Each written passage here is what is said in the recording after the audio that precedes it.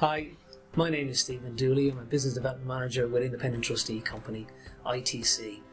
And I'd like today to talk to you about pension property, but in particular talk to you about how one might augment one's pension with a view to accessing a greater portion of the property market.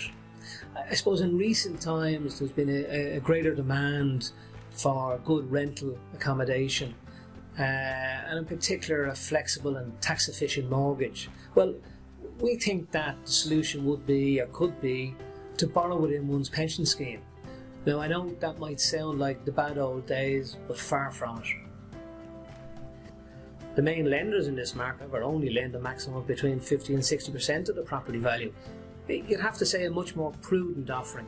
And I suppose if I look at a simple example, based on a 50% loan to value, a 100,000 pension fund could actually buy a property valued at 160,000. Or if you looked at a pension fund of 200,000, that could buy a property valued at 333,000. This is based on a fixed principal loan rate from DILISC.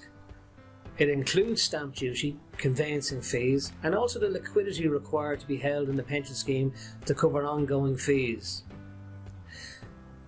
Let's now look at how this would affect an investor after a 15-year time frame, and I've chosen 15 years because that's the max that the revenue will allow one borrow within a pension scheme. A 100,000 pension fund borrowing 100,000 to buy a property valued at 200,000 could realise a value of 714,000 after 15 years. If, however, the same transaction was carried on outside a pension fund, the value realised after 15 years would only be 490,000. So a 490,000 versus 714,000 realisation. These figures are based on a rental yield of 6%, prudent, and property growth of 5%, also prudent.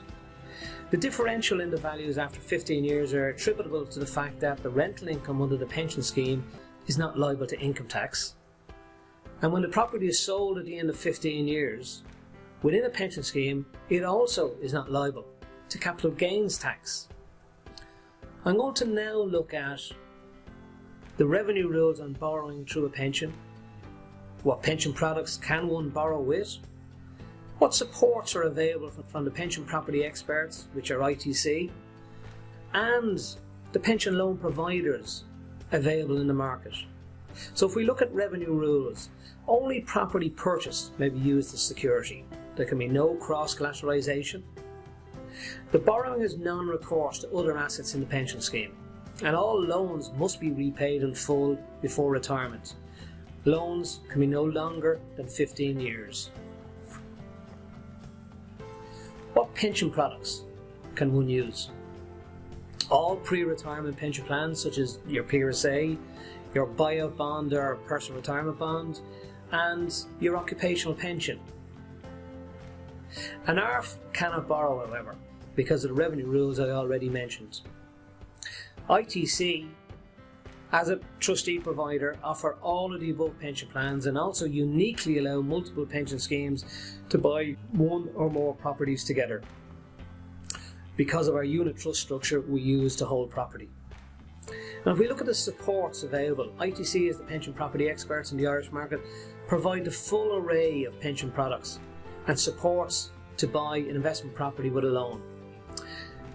We have our unique in the market pension lending calculator on our website, which allows one to determine how much one can borrow and what the maximum property purchase price will be. Certain inputs, of course, are required, such as annual rent and fit-out costs. ITC also have a client app, which allows the client to check in on their schemes 24 hours a day, 7 days a week, to view the rent and loan balances.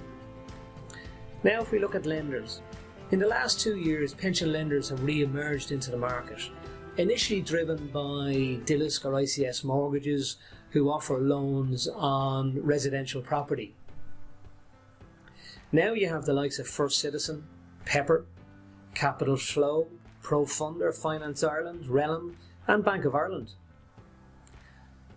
Some only lend on commercial property purchases, And the lending probably starts from a minimum of 40,000 with the likes of Dillis on a residential property purchase, all the way up to $1 million, and that would be on commercial property purchases, and that would be lent by the likes of ProFunder and Relum.